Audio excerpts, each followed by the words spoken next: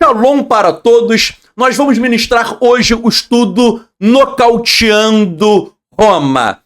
E antes de entrar no estudo em si, eu gostaria de traçar algumas observações preliminares que são muito importantes.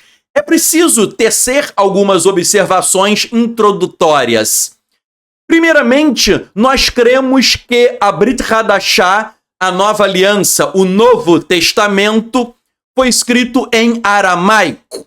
Nós cremos que o Novo Testamento foi escrito em aramaico, por isso que esse livro que está aqui atrás, eu o escrevi, uma edição bilíngue em aramaico-português. Nós cremos que o Yeshua falava aramaico, os seus discípulos também, e o Novo Testamento foi escrito em aramaico. Mas os próprios discípulos, eles encomendaram cópias na língua grega. Para quê? Para que houvesse uma propagação do evangelho no meio daqueles que falavam grego. Então, por que existem muitos manuscritos gregos? Eles não caíram do céu. Os discípulos entraram em contato com pessoas que sabiam grego, fizeram as primeiras traduções. Para quê? Para beneficiar aqueles que falavam grego. Mas aí vai surgir um problema. Com a propagação dos manuscritos em grego, depois a Igreja Católica, não é? E os pais da Igreja, que são católicos, eles que produziram as cópias. A transmissão dos manuscritos gregos ocorreu por aqueles atrelados à Igreja Católica. E aí sim começaram a surgir muitos erros nos manuscritos gregos. Então, eu creio que a primeira cópia em grego que saiu do aramaico devia ser até muito boa. Mas depois, com a Igreja Católica na jogada, o negócio foi desandando. E os manuscritos gregos têm muitos erros. Assista o estudo Decodificando a Peshitta, que já está no YouTube, que você vai ver esses erros e eu ministrarei outros estudos no futuro. Mas o que você tem que entender? Com a Igreja Católica na jogada, os erros começaram a surgir. No show passado, chamado Decodificando a Peshitta, eu falei que os copistas, eles não tinham muita santidade. Eu até falei, praticavam imoralidade sexual, orgia. E algumas pessoas falaram, poxa, Tzadok, é verdade que eles praticavam imoralidade sexual? Meu irmão, estude a história da Igreja Católica. Lá é pregado celibato, mas muitos iam a encontro de prostitutas, muitos faziam relações sexuais ocultas. Isso está documentado. Estude, por exemplo, a história dos Borgias e tantas outras que havia uma imoralidade. O Papa, né, da família dos Borgias, o camarada era muito orgia. Então, por que eu estou falando isso? Porque nós sabemos que, até hoje, pedofilia na Igreja Católica é algo comum. Então, vejam, pessoas que não tinham santidade viraram copistas. E aí, obviamente, sem santidade, você não consegue produzir um manuscrito bom. Por outro lado, a tradição oriental sempre teve muito mais zelo. Por isso que a Peshitta não tem esses erros dos gregos, porque as pessoas eram muito mais zelosas e não estavam naquela aberração da Igreja Católica. Eu sei que tem gente que ficou assim, poxa, o Tzadok tá batendo muito, mas é verdade, meu irmão, é só estudar. Estude a história dos Borgias, que você vai ver o que eu tô falando. Mas vejam, mesmo crendo na origem aramaica, eu quero deixar claro que isso não significa que a Peshitta é totalmente diferente dos manuscritos gregos. Repito, a Peshitta ela é diferente dos manuscritos gregos, mas ela não é totalmente diferente. A essência é a mesma. Yeshua morreu, ressuscitou ao terceiro dia, ele pregou as boas novas, fez milagres. Então, a Peshitta não é um outro evangelho, ok? Na verdade, a essência é a mesma. Porque alguém pode falar que nós estamos inventando algo. Não, a essência é a mesma. Porém, a Peshitta não tem os erros dos manuscritos gregos. Por quê? Porque a Peshitta nós vimos na aula passada como foi o processo de preservação dos manuscritos aramaicos. A Peshitta, ela foi preservada de uma maneira muito boa, ok? Mas, repito, os manuscritos gregos não são totalmente diferentes. Ou seja, a Peshitta fala que Yeshua morreu, ressuscitou, fez milagres. Isso tem no aramaico e nos gregos. A essência é a mesma. Outra coisa que alguém me criticou até no YouTube, dizendo: Tzadok, você está defendendo só o aramaico e as outras línguas. Vejam, eu nunca defendi só o aramaico. Meu irmão, há pessoas que falavam grego na antiguidade que precisaram da tradução em grego. Há pessoas que falavam latim e copta, precisaram de traduções nessas línguas. Depois a Bíblia foi traduzida para o inglês para beneficiar quem falava inglês, francês, italiano, espanhol, alemão, português. Então é claro que as Bíblias têm que ser traduzidas, não é? Não, só aramaico. O português não vale. É claro que vale, porque a mensagem de Yeshua, diz Apocalipse, que irão adorar pessoas de todos os povos, tribos, línguas, línguas e nações. Então tem que difundir em vários idiomas, ok? Então, por mais que os evangelhos não tenham sido escritos nem em grego, nem em inglês, nem em português, etc., é importante que as traduções existam. Mas o original da Brit Hadashah está em aramaico, ok? Eu estou dizendo isso porque nós não seguimos uma linha de alguns lunáticos que dizem: só vale o aramaico, você não pode ler em nenhuma outra língua. Isso seria ridículo, meu irmão. Se você está no Brasil, você vai ler o quê? Em português. Por isso que a minha edição é bilíngue. Bilíngue, aramaico, português. Então é claro que você pode ler em outra língua. Eu não sou contra você traduzir, tanto é que eu mesmo tive que traduzir para o português. Ok? Então eu não sou contra as traduções, a minha é uma tradução para o português. Outra coisa que você deve entender, também a título introdutório, a Bíblia é um livro espiritual. E o Eterno Hashem muitas vezes fala conosco por meio das Escrituras.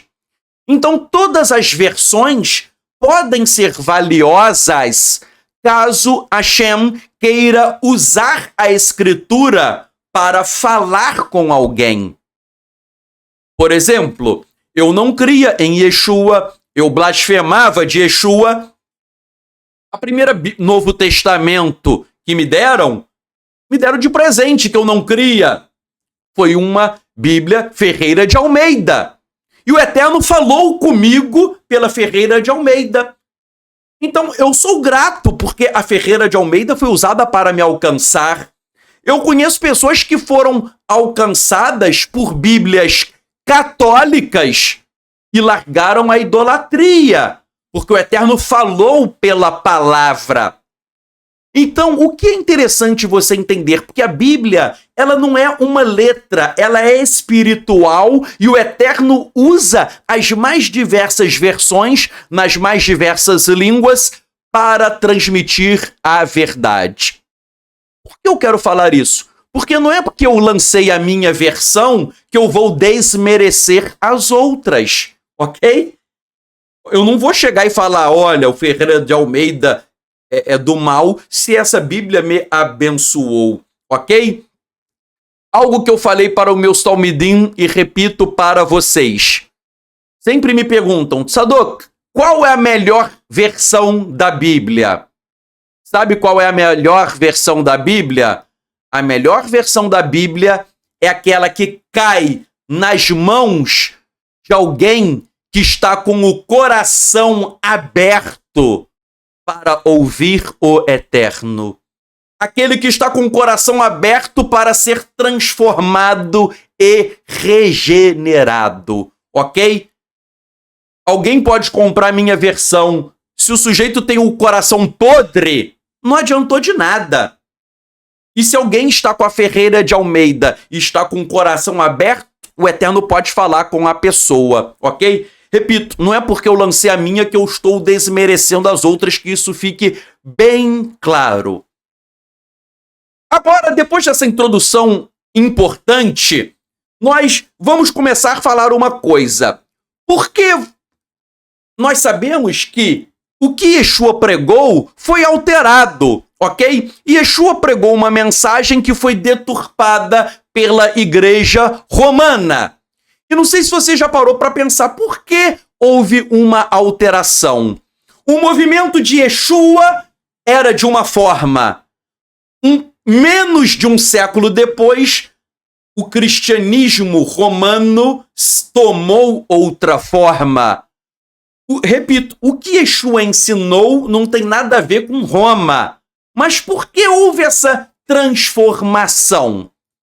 Ora, essa transformação se deve a diversos fatores e hoje nós vamos analisar, vamos nocautear Roma. Primeiramente, eu cito James Edwards, nesse livro que acabou de ser lançado. Ele mostra como que o movimento de Yeshua se transformou em uma outra religião em menos de um século. E ele diz que o movimento de Yeshua, o verdadeiro, era um movimento localizado em Israel, era um movimento etnicamente judaico. Yeshua era judeu, os discípulos eram judeus. Então era um movimento em Israel, um movimento judaico. Os seus participantes falavam aramaico em público e hebraico quando liam as escrituras.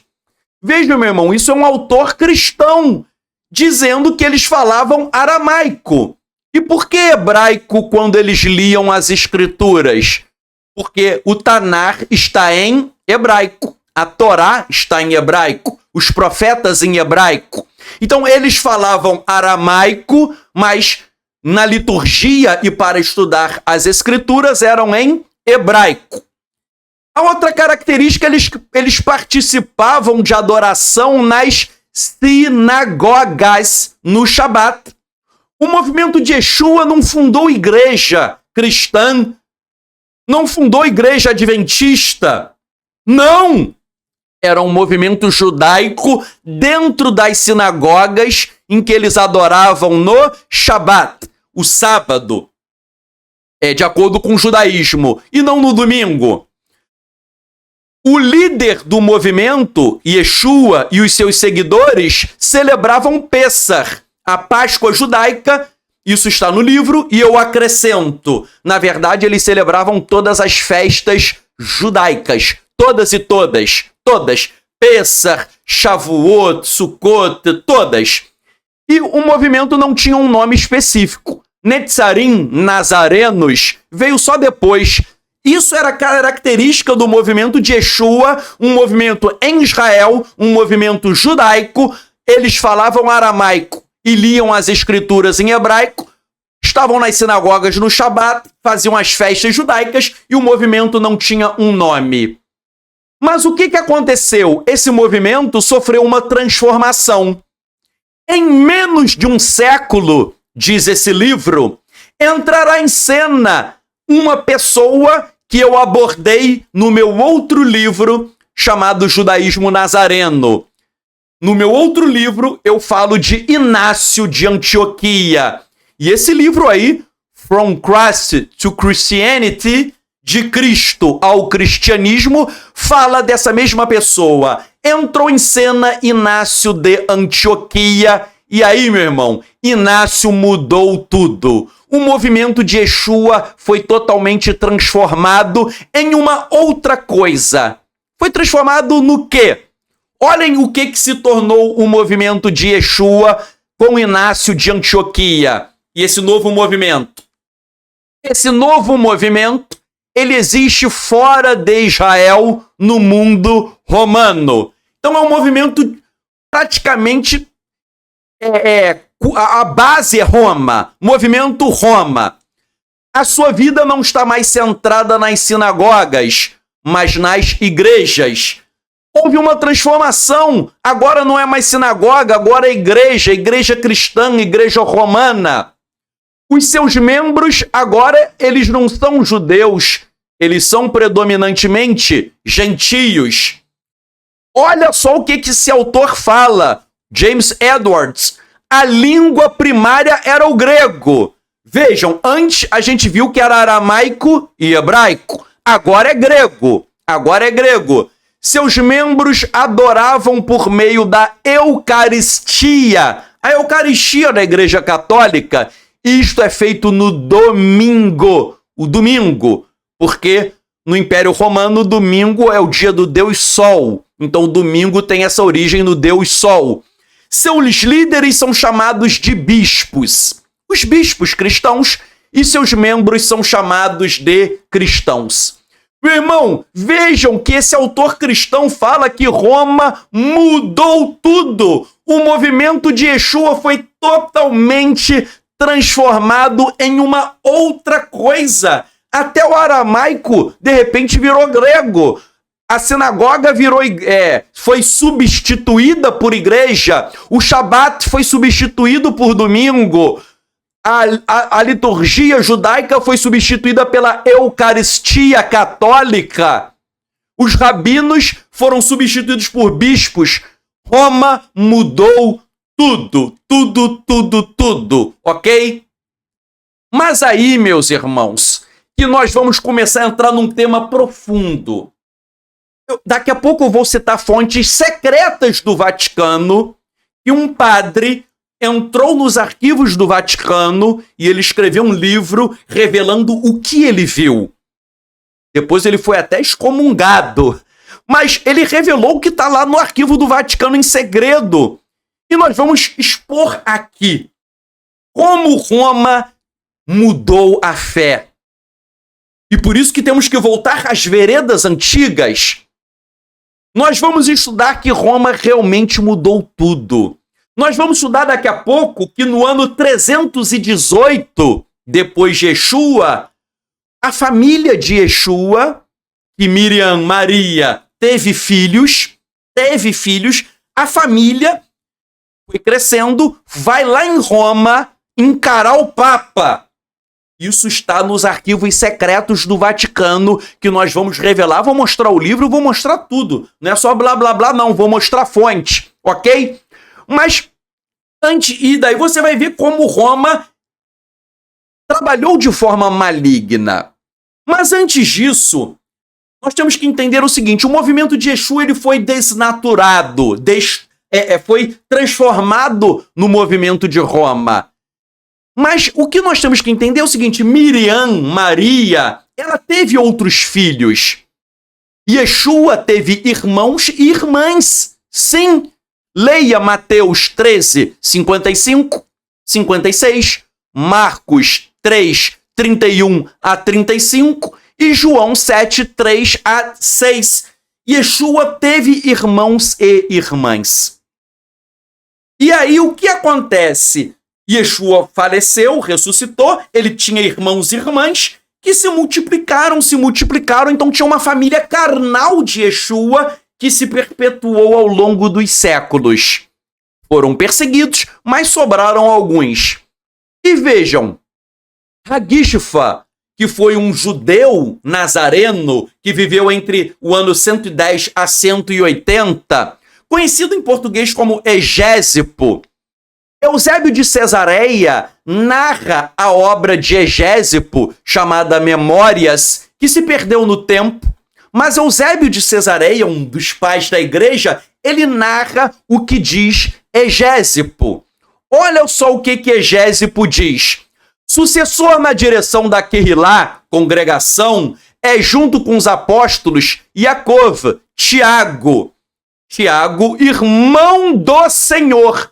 Tiago, irmão do Senhor, Yaakov em hebraico. Todos dão-lhe o nome de justo, Hatzadik, desde os tempos do Senhor até os nossos, pois eram muitos os que se chamavam Yaakov, Tiago. Mas somente este foi santo desde o ventre de sua mãe, não bebeu vinho nem bebida fermentada. Então aí, Eusébio de Cesareia está citando Egésipo. Egésipo viveu entre o ano 110 a 180. Ele é a primeira geração depois dos apóstolos. E ele diz que quem assumiu a liderança foi Yaakov, Tiago, irmão do Senhor, irmão de Yeshua. E aí o que vai acontecer? Yaakov, Tiago, ele vai morrer. Ele será martirizado. E o que vai acontecer? De novo, Eusébio de Cesareia cita Egésipo, dizendo: depois do martírio de Yaakov, Tiago e da tomada de Jerusalém, que se seguiu imediatamente, é tradição que os apóstolos e discípulos do Senhor, que ainda viviam, reuniram-se de todas as partes num mesmo lugar, junto com os que eram da família do Senhor, segundo a carne, pois muitos deles ainda viviam. E todos receberam um conselho sobre quem seria considerado digno de suceder Yaakov, Tiago. E todos, por unanimidade, decidiram que Shimon, Simeão, filho de Quelofá, ou Cleopas, mencionado também pelo texto do Evangelho, era digno do trono da Querrilá, congregação, por ser primo do Salvador. Ao menos segundo se diz, pois Egésipo refere que Quelofá era irmão de Yosef. Meu irmão, quem era Quelofá? Quelofá, na tua Bíblia, está Cleopas ou Clopas. Ele é mencionado em Lucas 24:18. Lucas 24:18, ele era um dos dois homens que estavam no caminho de Emaús. Todo mundo lembra, Yeshua ressuscitou, 2 homens estavam no caminho de Emaús e Yeshua encontra e conversa com eles. Lucas 24:18 diz que um deles era Cleopas, em hebraico Quelofá. E o que aconteceu? Ele era primo de Yeshua. Um daqueles homens na estrada de Emaús era primo de Yeshua. Quando Yaakov, Tiago, morreu, quem vai suceder a liderança é Shimon, porque está escrito aí, Shimon, ele era o quê? Ele era filho de Quelofá, ou seja, ele era também da família de Yeshua. Está escrito aí no texto, Shimon, Simeão, era filho de Quelofá, e Quelofá é esse homem que estava na estrada de Emaús, Lucas 24:18. O que eu quero mostrar para vocês para chegar agora nos arquivos do Vaticano? Eu quero mostrar para vocês de forma surpreendente e tremenda que a família de Yeshua subsistiu e existiu ao longo dos séculos. Há relatos históricos que Roma tentou matá-los. Mas eles sobreviveram. E aí que, no ano 318, a família de Yeshua vai até Roma falar com Silvestre. Silvestre é o Papa Silvestre da Igreja Católica. A igreja chama ele de Papa, né? A Igreja Católica estava no estágio inicial de formação. Não tinha havido nem Concílio de Nicéia. O Concílio de Nicéia foi em 325 e aí foi o ano 318 que eu vou falar para vocês. Mas ela estava no estágio de formação. A família de Yeshua vai lá em Roma, meu irmão. Vai lá em Roma encarar Silvestre, encarar o Papa. Isso está no arquivo do Vaticano secreto. E aí, o que vai acontecer? O padre Malachi Brandon Martin, ele teve acesso a isso, escreveu um livro, depois ele foi excomungado, perseguido, tal, mas eu traduzi uma parte do livro e vou explicar para vocês o que aconteceu. Só para vocês entenderem, no ano 318, a família de Yeshua vai até Roma, e a família de Yeshua era conhecida pelos gregos como desposine, que significa aquele que pertence ao Senhor em grego. Os gregos chamavam eles de desposine, ou seja, os que pertencem ao Senhor. Mas a família de Yeshua vai até o Papa. Para quê? Para falar que Roma precisa voltar para a Torá. Irmão, eu vou mostrar aqui, vai falar que eles precisavam voltar para a Torá e eles tinham que deixar Roma, a liderança tinha que deixar de ser Roma e voltar para Jerusalém. Com a família de Yeshua liderando e com Torá. Meu irmão, eu vou mostrar para vocês o livro, mas eu quero que você seja impactado, porque hoje nós pregamos Torá, nós fazemos o que a família de Yeshua fez no ano 318, que é pregar Torá. Quando nós estamos enfrentando Roma, isso não é uma invenção nossa. Na verdade, no ano 318, a família de Yeshua sai da Terra Santa, viaja até Roma, encara o Papa e fala: vocês precisam voltar para a Torá. Não adianta catolicismo romano, não adianta essas aberrações idólatras.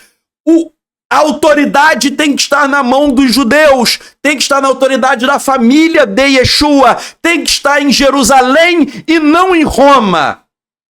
Meu irmão, e olha só, agora eu vou botar o livro, mas eu estou introduzindo, eles chegaram lá. E o que isso tem a ver com a Peshita? Eu vou começar a ler o livro e vocês vão ver como isso tem a ver com a Peshita que eu escrevi. Isso que eu vou falar, meu irmão, não está no meu livro. É um complemento, mas você vai entender a seriedade desse livro que eu lancei. A seriedade no mundo espiritual. Olha só o que acontece aí. O ex-padre, né? O Malachi Martin, nesse livro, a tradução do livro em inglês, o livro em inglês, The Decline and Fall of the Roman Church, o declínio e a queda da Igreja de Roma. Ele diz assim, trecho do livro: um encontro entre Silvestre, que é o Papa Silvestre I, e os líderes cristãos judeus ocorreu em 318. Aí, meu irmão, ele é padre, ele está dizendo cristão judeu, mas eram os Netzarim, eram os nazarenos, ok? Eram os nazarenos e ele está chamando aí de cristão judeu. Mas aí no livro ele fala que era a família de Yeshua, os Desposini. A família de Yeshua foi lá. E ele diz assim: Silvestre falou em grego. O Papa Silvestre falou em grego, pois não podia entender o aramaico deles. Eles sabiam pouco ou nada de latim. Olha, eu vou voltar aí para explicar por que está mencionado aí latim. Porque a língua oficial do Império Romano era o latim. Falava-se grego, mas a língua oficial era o latim. A família de Yeshua não sabia grego, não sabia latim, sabia o quê? Aramaico. E aí diz assim: a entrevista não era vital, tanto quanto sabemos, mas as questões eram muito bem conhecidas e é provável que José, Yosef, o mais velho dos judeus cristãos, ou seja, os nazarenos, tenha falado em nome dos Desposini e do resto. Os Desposini tinham sido respeitados por todos os primeiros crentes no primeiro século e até o meio da história cristã. Meu irmão, olhem só! Os discípulos judeus, a família de Yeshua, não sabia grego e não sabia latim. E eles foram conversar com o Papa, obviamente havia tradutor ali. Mas eu pergunto, se eles não sabiam grego e se eles não sabiam latim, pergunto para vocês, como que eles poderiam ler o Novo Testamento? Se eles não sabiam grego, será que eles iam ler o Novo Testamento em grego? Não. Será que eles iam ler em latim? Não. Eles iam ler em que língua? Na língua deles. Qual língua? Aramaico. E eles tinham o Novo Testamento. Significa que o Novo Testamento era em aramaico. A família de Yeshua guardou o Novo Testamento em aramaico. Meu irmão, isso é óbvio. Porque se eles conheciam o Novo Testamento, Como que eles iam conhecer se eles não sabiam grego? Como que eles iam conhecer se eles não sabiam latim? Tá dizendo aí o arquivo secreto do Vaticano que eles sabiam falar aramaico. O próprio Egésipo, que foi um discípulo judeu da primeira geração após os apóstolos, ele diz que os judeus tinham os evangelhos em siríaco, que é um dialeto do aramaico. Então, isso já prova que eles não usavam o Novo Testamento grego. E aí, meu irmão, eu vou voltar aqui lendo o livro. Eu vou voltar, mas eu só quero falar uma coisa. Isso prova que eles usavam em aramaico, que é o que nós estamos usando. O nosso livro, ele é histórico, porque ele está trazendo ao mundo a palavra que Roma tentou ocultar. Aquilo que Roma negou. Porque eu vou continuar a história, você vai ver o que aconteceu nos arquivos do Vaticano. Roma tentou negar isso. E nós estamos aqui no Brasil fazendo história, lançando a primeira versão em língua portuguesa bilíngue, aramaico e português. Ah, Sadok, que eu não sei aramaico. Ah, em português. Nós estamos aqui restaurando e honrando o nome de Yeshua e de sua família. Olha agora o que o Papa vai fazer, meu irmão. Agora, olha só o que vai acontecer. Nesse livro é dito que a família de Yeshua pede para Roma guardar a Torá, pede para Roma renunciar à idolatria, renunciar a Roma e voltar para Jerusalém. Mas olha o que o Papa faz. Silvestre, que é o Papa, rejeitou suas alegações e disse que, a partir de agora, a mãe igreja estava em Roma, com os ossos do apóstolo Pedro. Insistiu que eles aceitassem os bispos gregos para liderá-los. Esta foi a última discussão entre os judeus cristãos da antiga mãe igreja e os não-judeus cristãos da nova mãe igreja. Aí ele termina assim: os cristãos judeus não tinham lugar em tal estrutura da igreja. Meu irmão, a família de Yeshua não tinha lugar na igreja romana. E ali, meu irmão, nesse fatídico ano 318, Roma rompeu de vez e perseguiu. Já estava rompido, mas aí acabou o diálogo. Acabou o diálogo.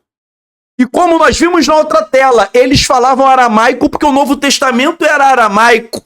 Meu irmão, a Igreja Católica não ouviu o que a família de Yeshua disse para voltar para a Torá, para abandonar Roma. Abandonar Roma é abandonar a idolatria, é abandonar essas heresias todas.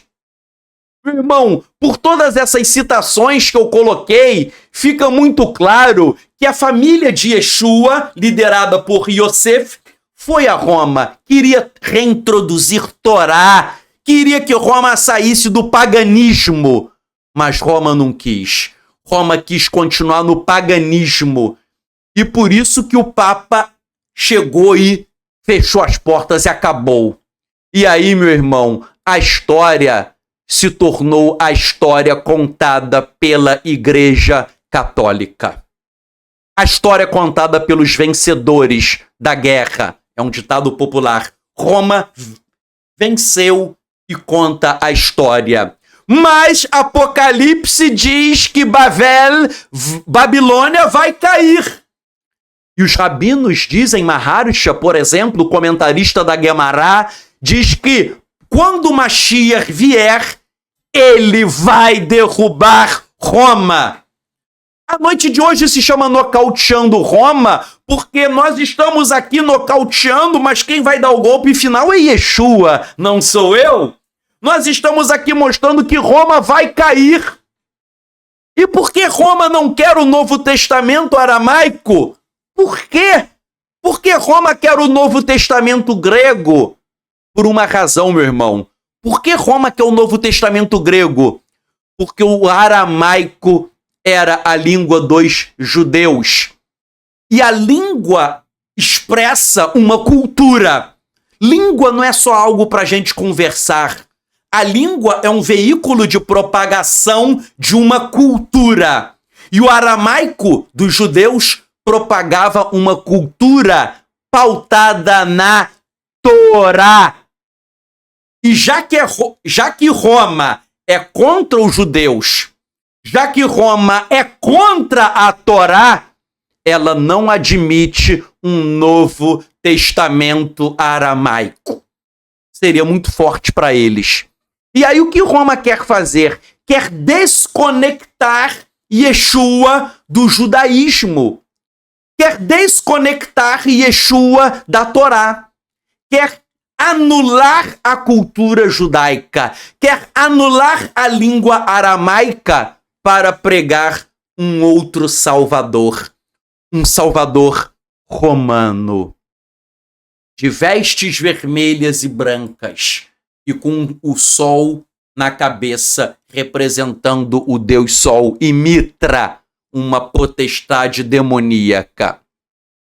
O aramaico incomoda muita gente, por quê? Porque era a língua dos judeus. E uma das formas de antissemitismo é ignorar o aramaico e substituí-lo pelo grego. Porque, repito, o aramaico não expressa apenas uma língua, ele expressa a cultura judaica.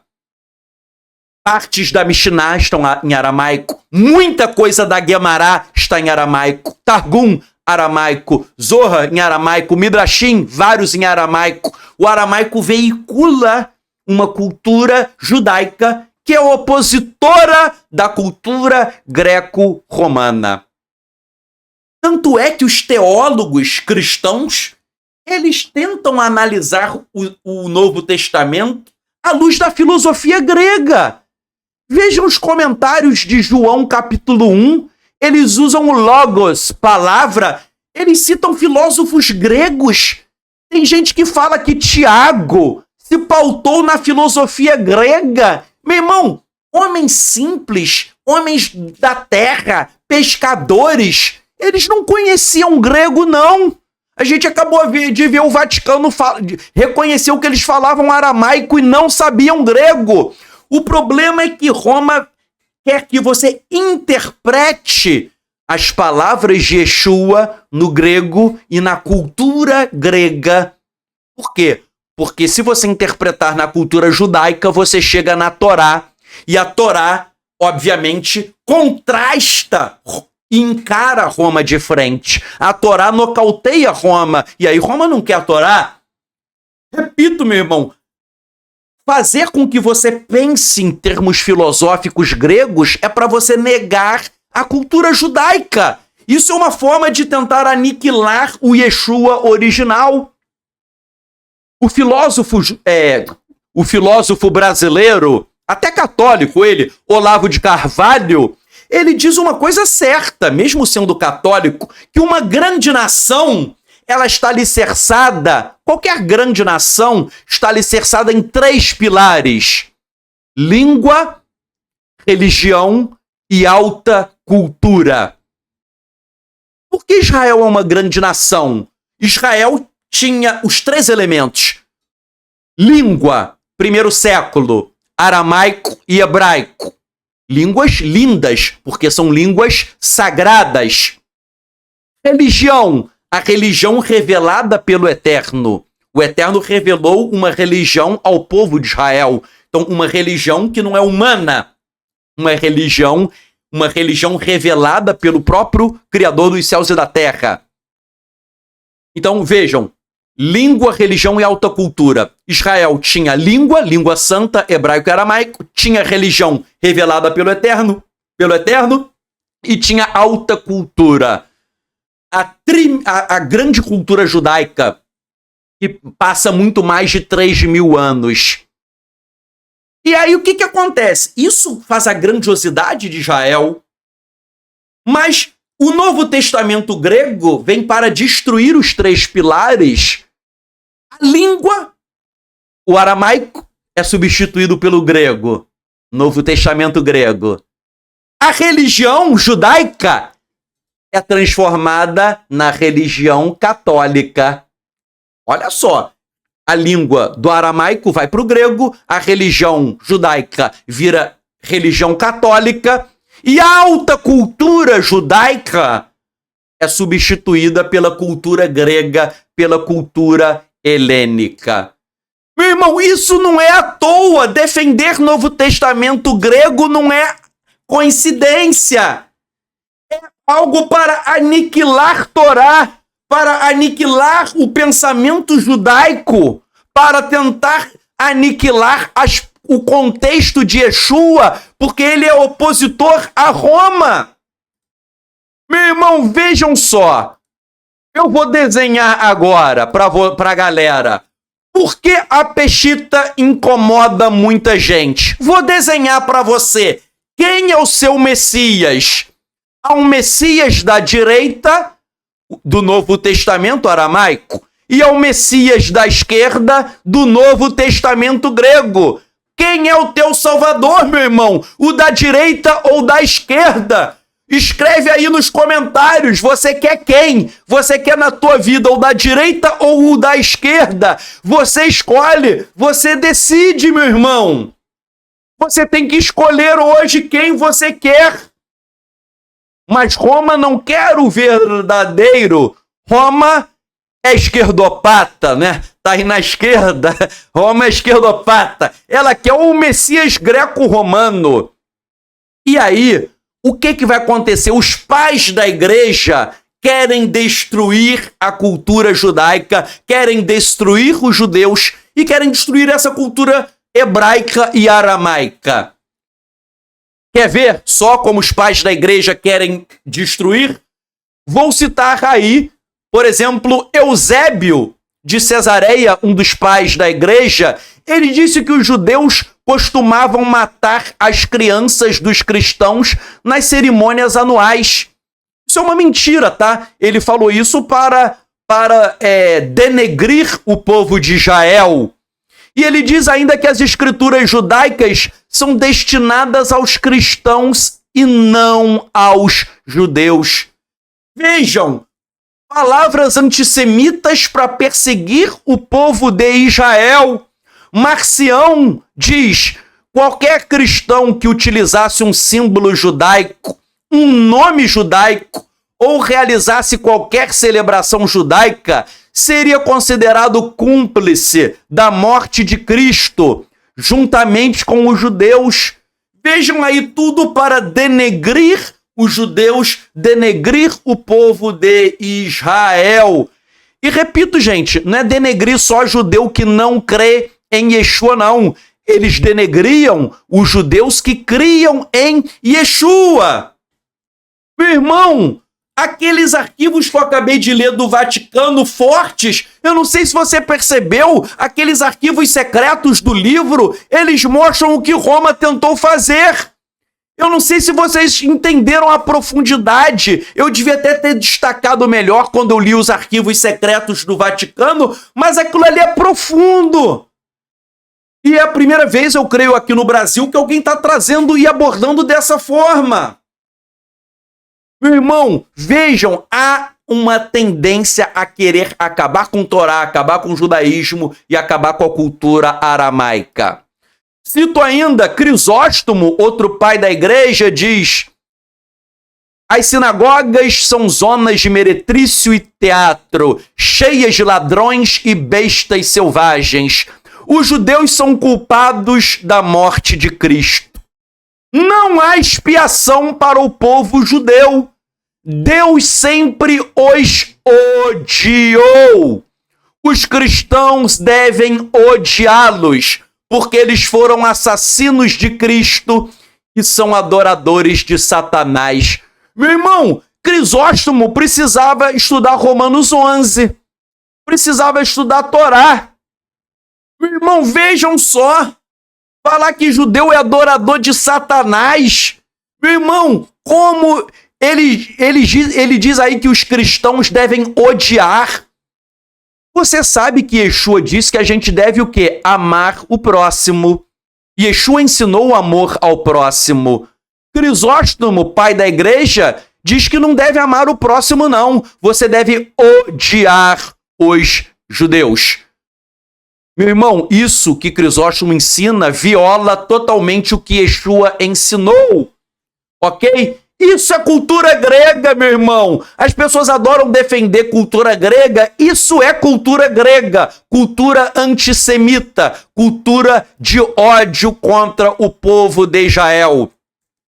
Orígenes acusou o povo judeu, dizendo que eles conspiravam para matar os cristãos. Uma afirmativa falsa. Hilarius de Poitiers, ele disse que os judeus eram um povo perverso, amaldiçoado por Deus. Meu irmão, essa galera tinha que ler Gênesis 12. Hashem prometeu para Abraão: abençoarei aqueles que te abençoarem e amaldiçoarei aqueles que te amaldiçoarem. E aí esses cristãos que fundaram a igreja, eles deturparam todas as coisas, meu irmão. Isso é igreja, isso é cristianismo. O cristianismo surgiu com esses homens, meu irmão. O pessoal adora idolatrar os pais da igreja. Isso são os pais da igreja. Esses são os pais da igreja. Querendo ou não, é isso. Vou citar um outro. Cirilo, ele deu aos judeus a escolha de exílio, apedrejamento ou conversão. Olha só, meu irmão. Cirilo fala: você é judeu, ou você vai ser exilado, ou apedrejado, ou convertido à força. Meu irmão, o que é isso? O que é isso, meu irmão? Não existe conversão com base no apedrejamento. O que é isso, meu irmão? Jerônimo, todo mundo bota Jerônimo como um grande herói. Jerônimo disse que os judeus não são capazes de compreender as escrituras e devem ser perseguidos severamente até serem forçados a confessar a verdadeira fé. Que história é essa, meu irmão, de perseguir o sujeito para ele ser forçado a uma conversão? Percebam, meu irmão, não é por força nem por violência. Como? Isso é cultura grega, meu irmão. Isso é as pessoas idolatram cultura grega. Isso é cultura grega cristã. Por isso que o aramaico incomoda muita gente. Ok? Cito ainda Agostinho, o Santo Agostinho, chamado pelos católicos. Os judeus e a nação de Israel são testemunhas da verdade do cristianismo. Serviram apenas para deixar o legado da fé e da verdade cristã. Agora deveriam estar em constante humilhação quanto ao triunfo da igreja sobre a sinagoga. Não há salvação para os judeus.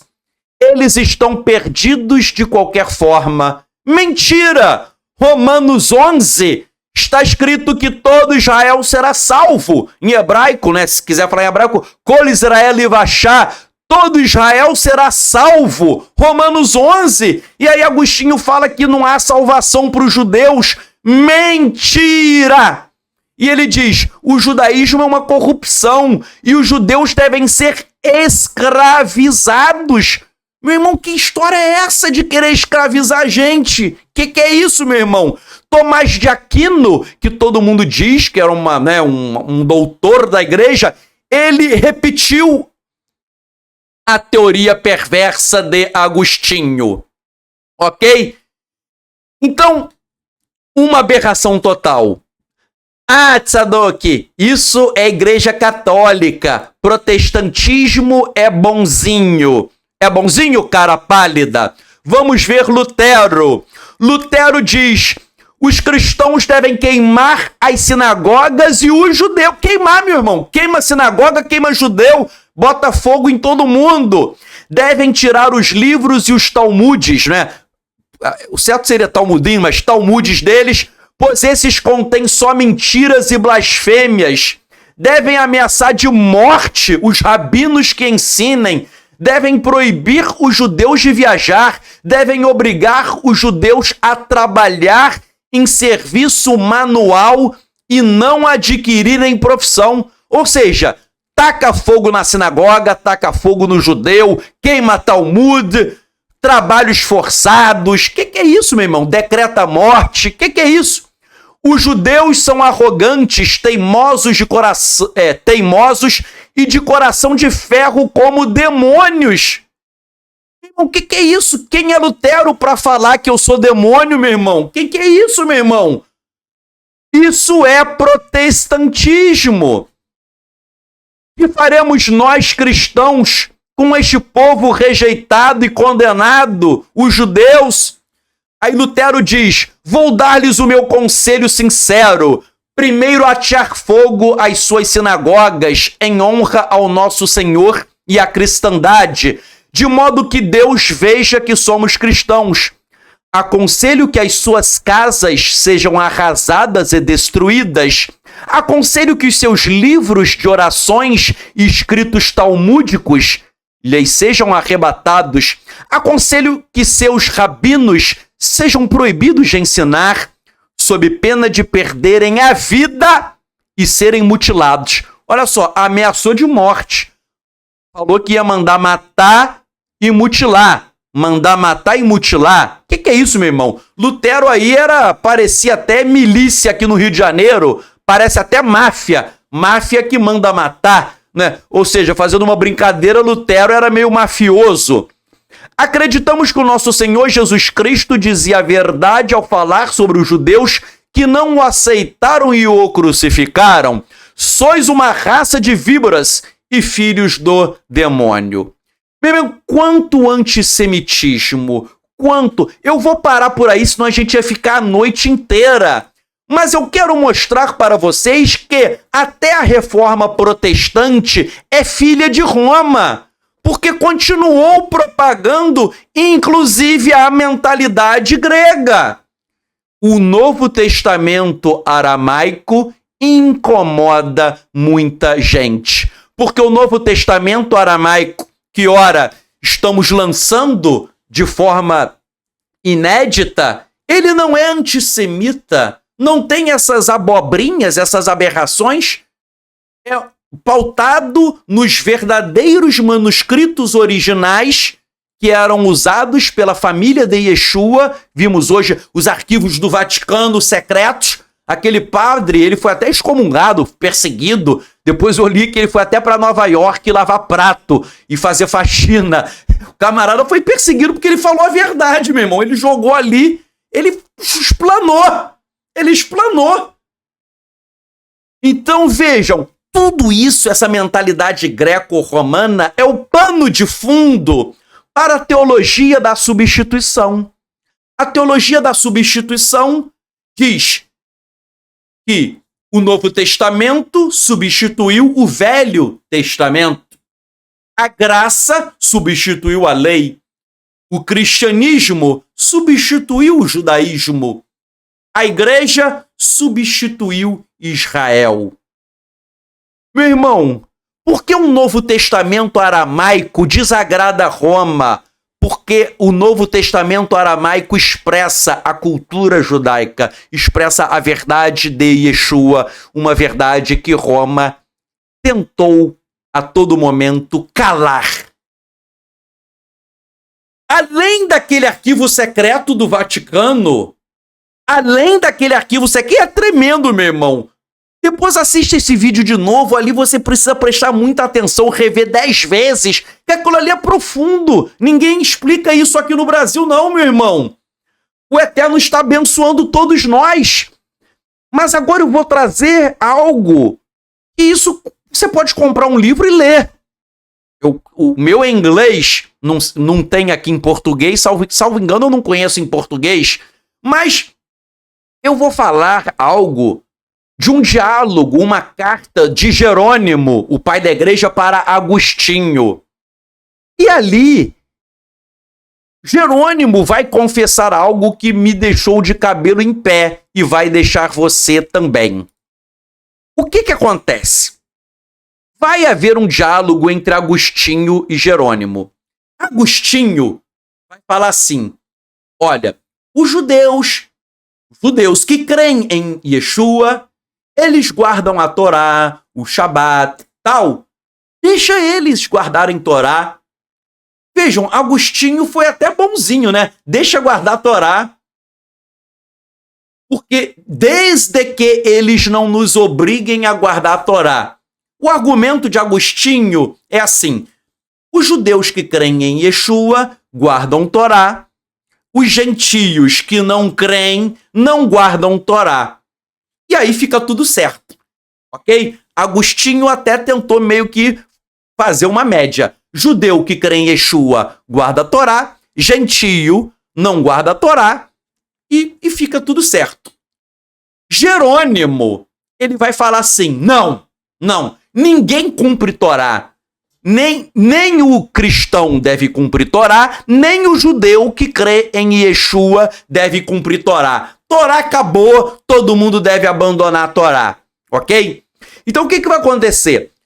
Jerônimo, ele vai mandar uma carta para Agostinho, contestando Agostinho, ok? Porque a tese de Agostinho é: os judeus que creem em Yeshua cumprem Torá e o cristão não cumpre. Essa é a tese de Agostinho, que Jerônimo vai rebater porque ele quer que ninguém cumpra a Torá. E olha só o que diz a carta de Jerônimo para Agostinho. Ele diz assim: portanto, a matéria em debate e a sua opinião, a de Agostinho, resume-se ao seguinte: que desde a pregação, aí a tese de Agostinho, que desde a pregação de Cristo, os crentes judeus fazem bem em observar os preceitos da lei, da Torá. Então Agostinho até disse que podia guardar a Torá, ok?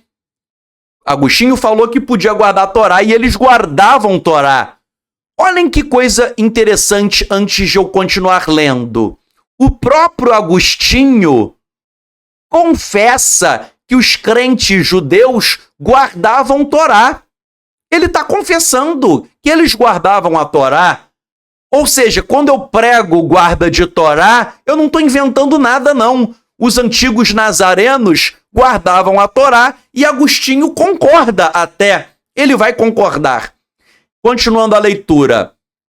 Ou seja, oferecendo sacrifícios como Paulo fez, circuncidando seus filhos, como Paulo fez no caso de Timóteo, e mantendo o sábado judaico, como todos os judeus foram acostumados a fazer.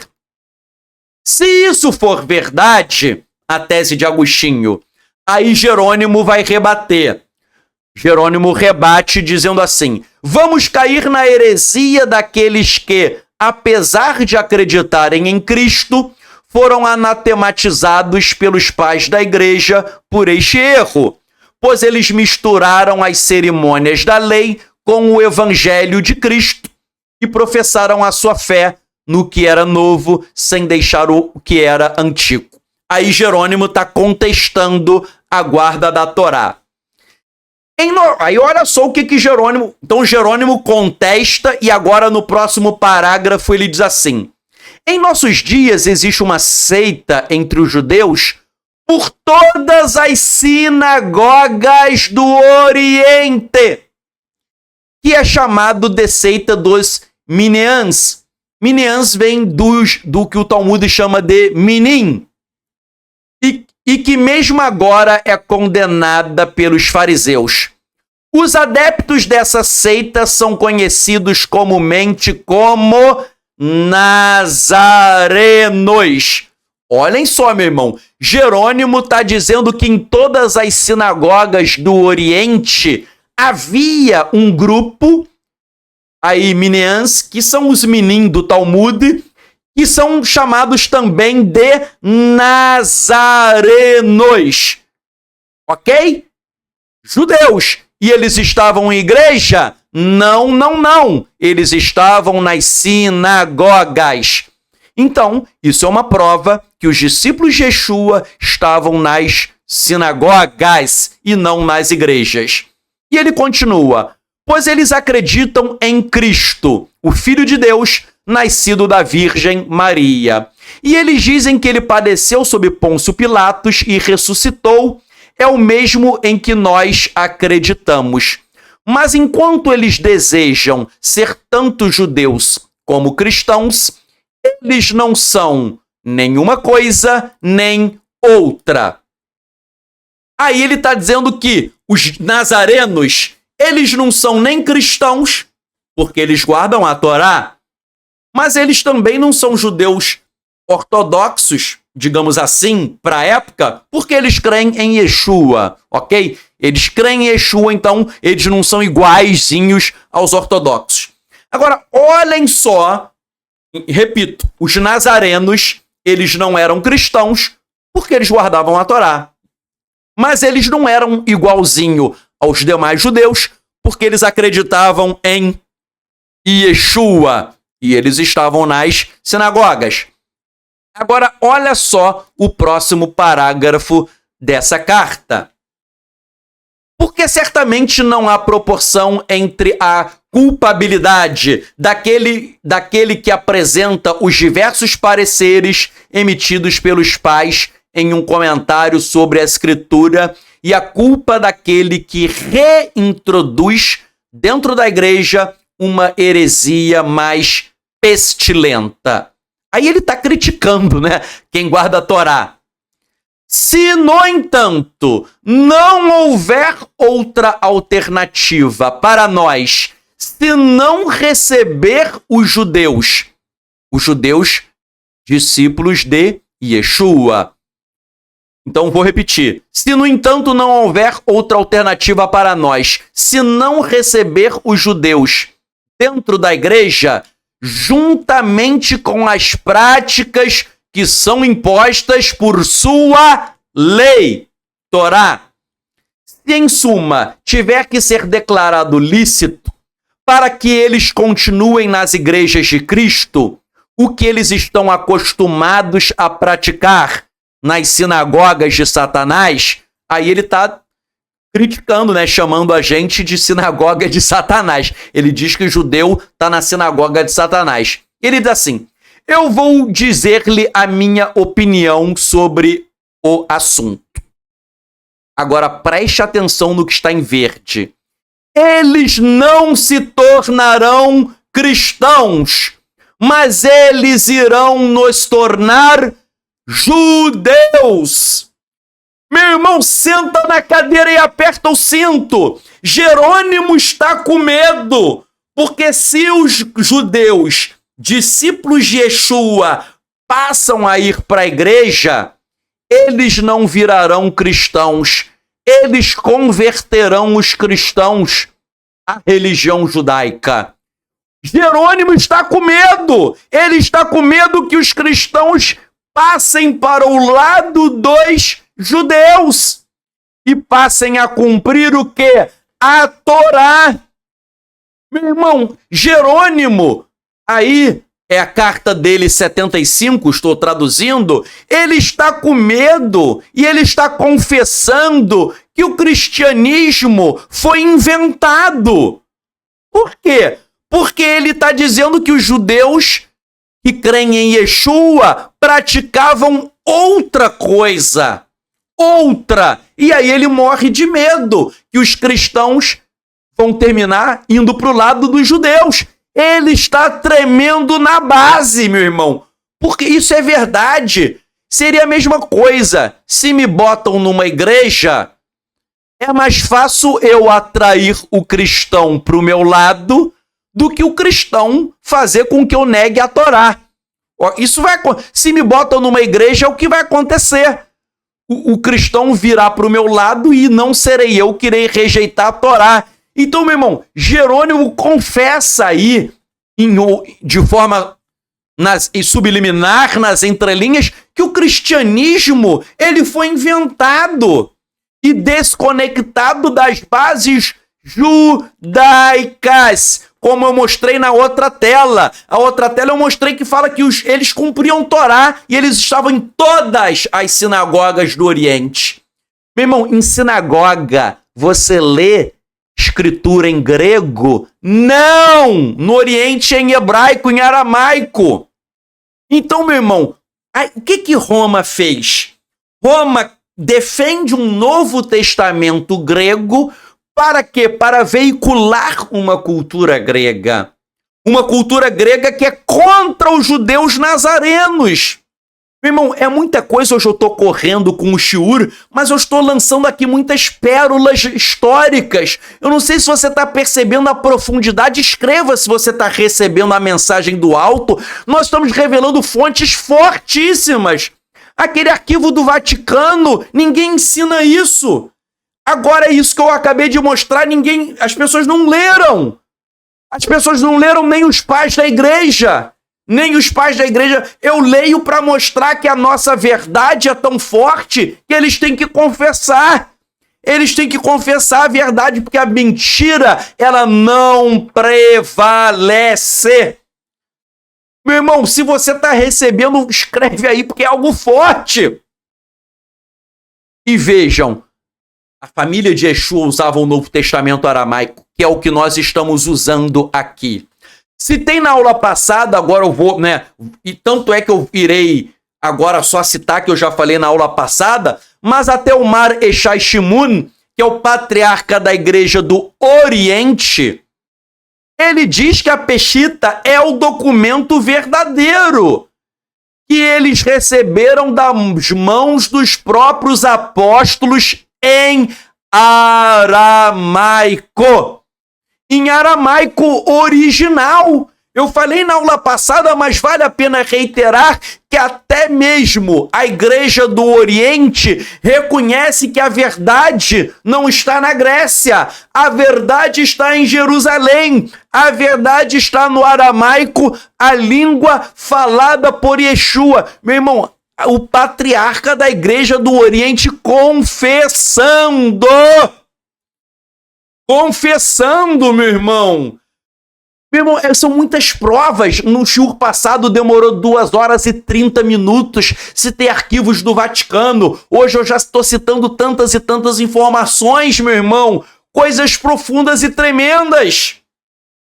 Cito ainda um grande estudioso de aramaico e de história da igreja, Ewan MacLeod. Ewan MacLeod, ele diz assim,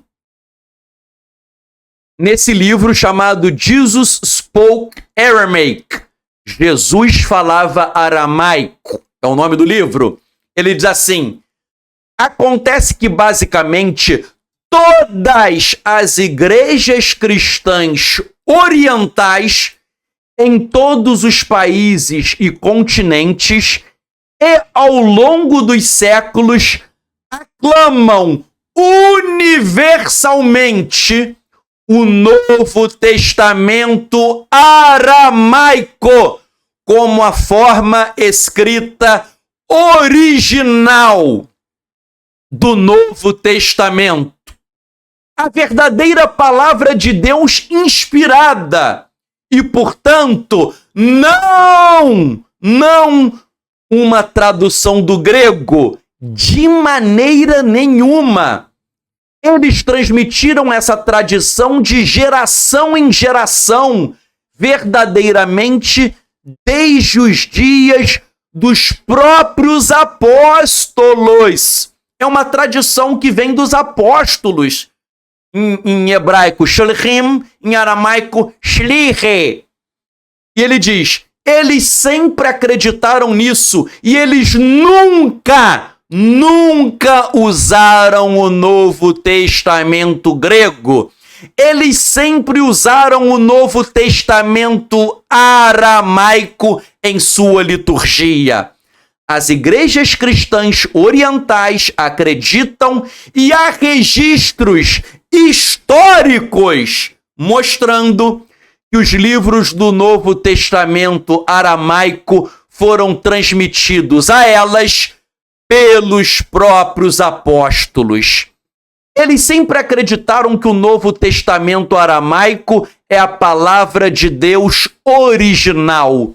Eles nunca acreditaram em nada diferente. Eles simplesmente nunca usaram os vários textos gregos. Meu irmão, quer mais claro do que isso, meu irmão? Quer algo mais claro do que isso? Provas históricas contundentes da origem aramaica. Meu irmão, Como alguém escreveu aí, Roma tá indo à lona, hoje eu tô batendo, tô parecendo o Mike Tyson. Só fontes demonstrando a verdade. Há fontes históricas, meu irmão. Fontes históricas. Roma está, vamos usar a linguagem do boxe, beijando a lona. Tá beijando o tatame nessa noite. Porque a verdade está vindo à tona. E é por isso que o Novo Testamento, esse livro, que é um livro que traz a verdade, por isso que ele incomoda Roma. Tem muita gente aí que tá com raiva do livro. Eu recebo e-mail do pessoal com raiva. Aí você vai pesquisar quem é o sujeito é amigo de Roma. Aí eu, tá explicado. O sujeito critica o meu livro, aí ele aparece comendo camarão. Tá explicado, meu irmão. Ele tá com um bafo de bacon. Tá explicado, num calme caché, fazendo uma brincadeira aqui. Mas eu amo. Pode ser antissemita, pode ser igual Lutero, falando que quer botar a gente na fogueira, mas eu amo, porque Yeshua falou pra gente amar até os inimigos. Então você pode ser antissemita, que eu te amo. Tem gente aí até que me manda e-mail praticamente me xingando. Eu te amo, meu irmão. Eu não tenho raiva de você não, ok? Eu vou orar por você, porque isso é principado e potestade, fazendo com que você tenha ódio. Porque, olha só, vou falar uma coisa para continuar o estudo, que vem coisa forte ainda, meu irmão. Mas olha só, um sujeito que é cristão e me vê como judeu aceitando Yeshua, um cristão deveria se alegrar. Mas por que os camaradas ficam com raiva de mim? O camarada é cristão e eu creio em Yeshua, devia ficar feliz com a minha salvação. Mas muitos não estão felizes, não. Os camaradas ficam me amaldiçoando.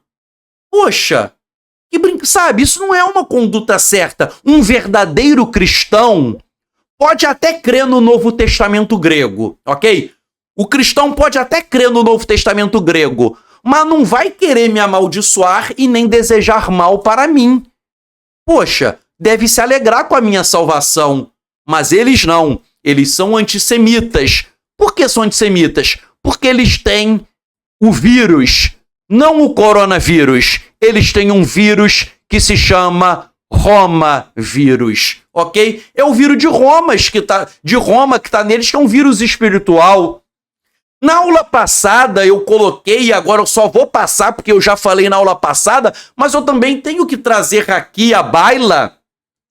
William Carleton, ele pesquisou, eu vou mostrar já, ele teve acesso primeiro ao Museu Britânico e depois ele teve acesso ao Arquivo do Vaticano. E ele mostra o Arquivo do Vaticano, que eu botei isso no livro, tá? Isso tá no livro. Eu coloquei que ele revela o Arquivo do Vaticano dizendo que havia um manuscrito aramaico do ano 78, 389 dos gregos é 78 depois de Cristo. Esse livro era um livro que está lá em aramaico, que é atribuído a Rai, que foi companheiro de Marai, que foi discípulo de Adai. Quem é Adai? O apóstolo. Adai, segundo a tradição oriental, lembra que em Lucas, capítulo 10, fala que Yeshua tinha 70 discípulos que foram pregar? 70, Lucas capítulo 10, verso 1. De acordo com a tradição oriental, um desses 70 era Mari Adai, que é esse daí. Vejam, está lá no Vaticano, 78 depois de Yeshua. E esse manuscrito é em grego? Não, é em aramaico. Tem gente que fala que a Peshitta foi criada no século V, VI, VII, VIII. Isso é mentira. O nome Peshitta surgiu realmente séculos depois.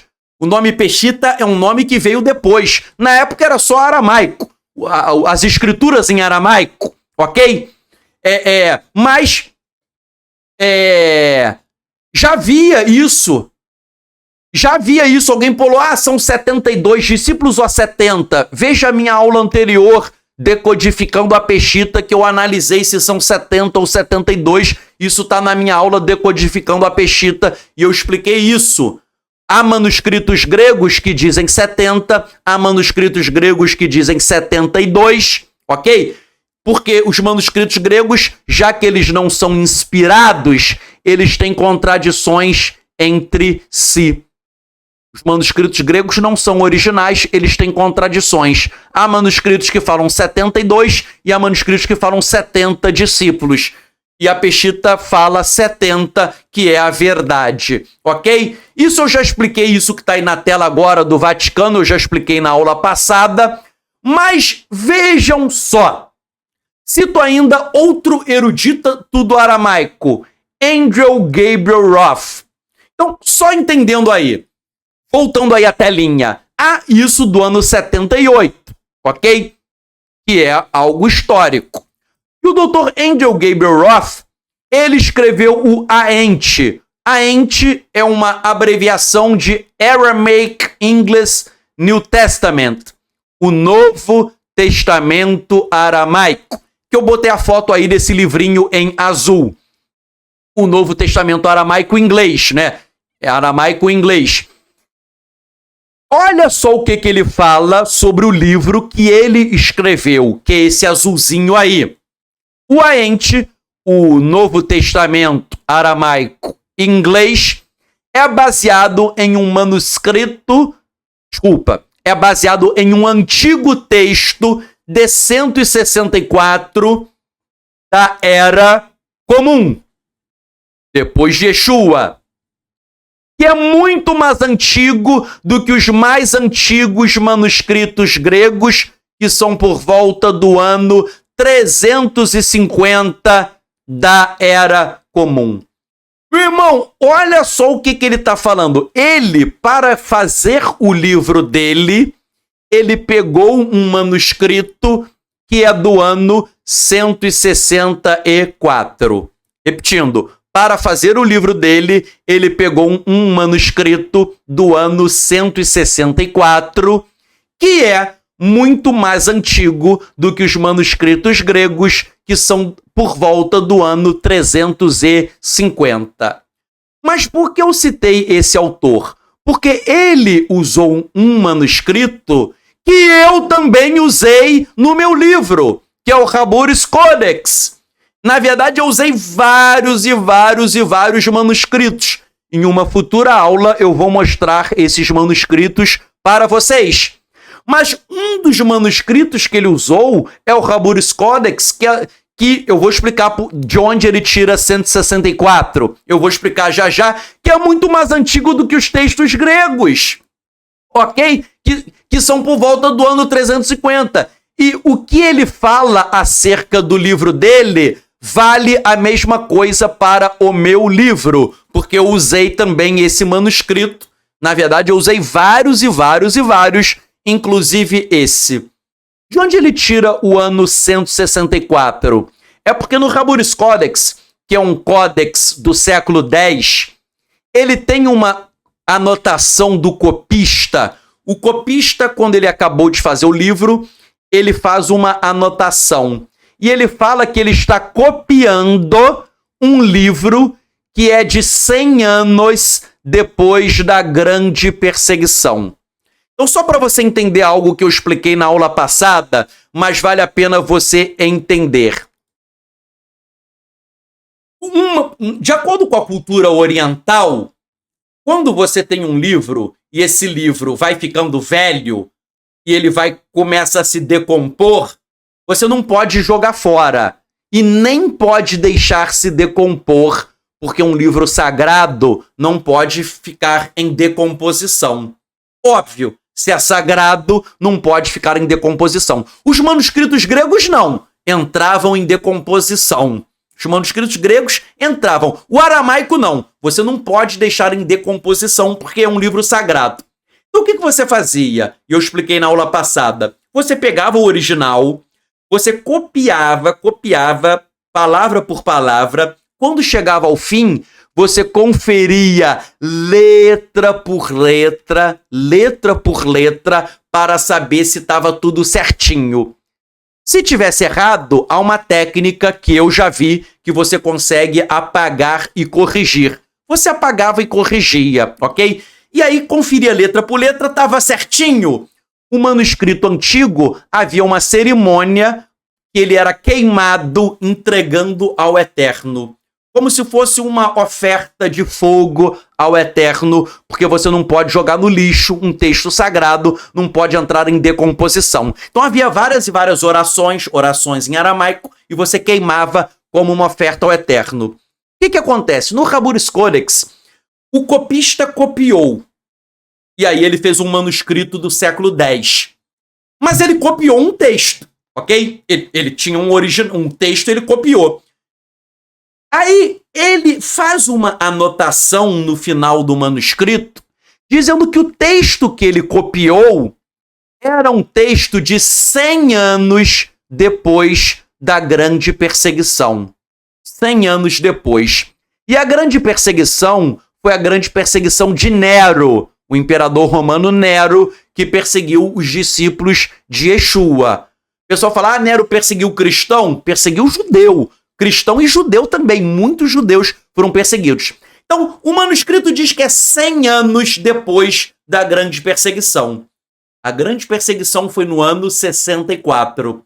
64 mais 100 dá o quê? 164. Então, daí que se tira aí o negócio do ano 164, ok?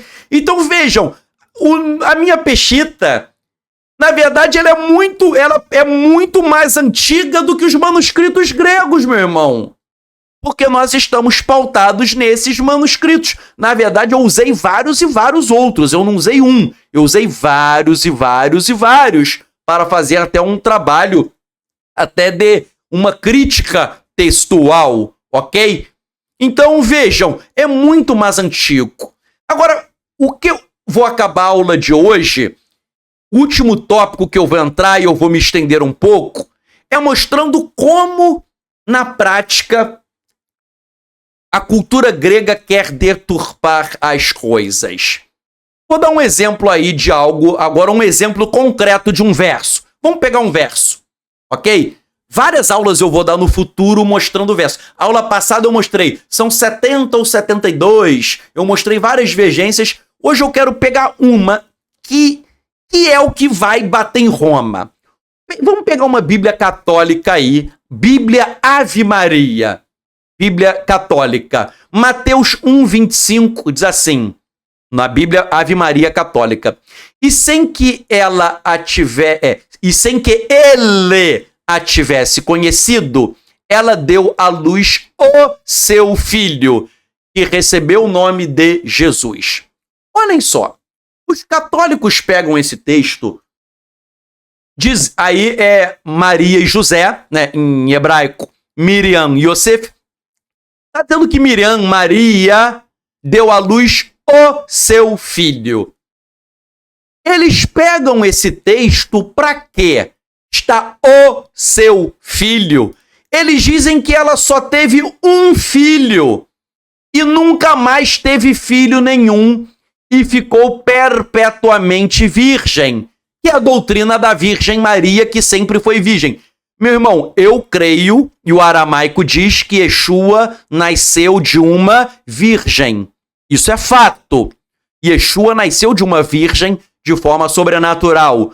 Mas os católicos dizem que ela ficou virgem para todo o sempre.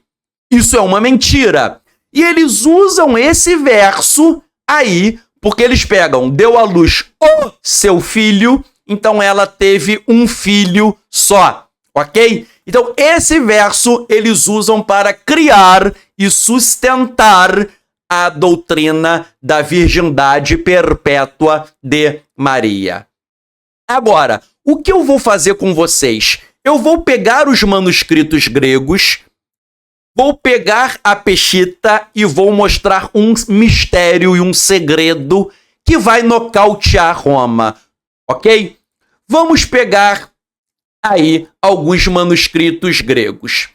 Coloquei aí na tela NA28.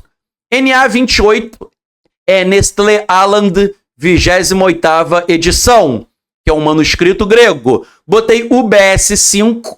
O BS5 é o United Bible Societies, que quinta edição, que é uma edição também crítica. Tanto o NA28 quanto o BS5 são versões críticas do texto grego. Botei aí na tela também a transcrição do Codex Sinaiticus e também do Codex Vaticanus. Tudo isso é grego. Antes de ler esses textos gregos, só para você entender uma coisa. Quando eu fiz a Peshitta, que é em aramaico, você lê as notas de rodapé, que eu comparo a Peshitta com os textos gregos. O meu livro é a única obra no Brasil, e até no mundo é muito raro, mas dessa forma que eu fiz não existe dessa forma, de comparar o aramaico com o grego, ok? Então, o meu livro não é só aramaico. Eu comparo com o grego e explico a diferença do grego para o aramaico, ok? Então, o que eu vou botar aí na tela é um trabalho que eu fiz com vários versos, vários e vários versos, ok? Então, vamos pegar aí Mateus 1:25, ok? Então, todos esses manuscritos aí estão dizendo a mesmíssima coisa. Todos dizem a mesma coisa. Vamos fazer a leitura aí. Vou ler do Nestlé Aland, mas vale para todos que está dizendo a mesma coisa. Vamos fazer a leitura em grego. Kai uk egnosken auten, heus hu heteken, huion kai ekalesen, to onoma autu iesun. Isso é o que está escrito em grego. Qual é a tradução? Está lá embaixo. E não a conheceu quando, pode ser quando ou até, ok? Pode ser quando ou até, mas aí geralmente é traduzido como quando ela deu à luz um filho e chamou seu nome de Iesun, que é Jesus, Yeshua. No grego, aí, essa é a tradução, e não a conheceu quando ela deu à luz, mas poderia ser até um até também, que reos pode ser até. Mas o que a Igreja Católica faz? A Igreja Católica usa os manuscritos gregos. E ela vai dizer assim, olha como que ela interpreta o texto. Ela interpreta assim: e não a conheceu quando ela deu à luz um filho. Então, dizem, um filho só que ela teve. E chamou o seu nome de Iesun, Jesus, Yeshua, não é?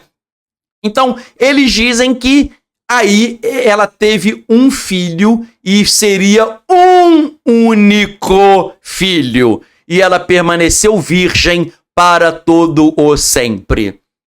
E de onde a Igreja Católica tira isso? Tanto desses textos gregos que eu li aí, quanto da tradição dos pais da Igreja. Os pais da Igreja pegaram esses textos gregos que estão aí e os pais da Igreja dizem que Maria ficou virgem por toda a vida dela.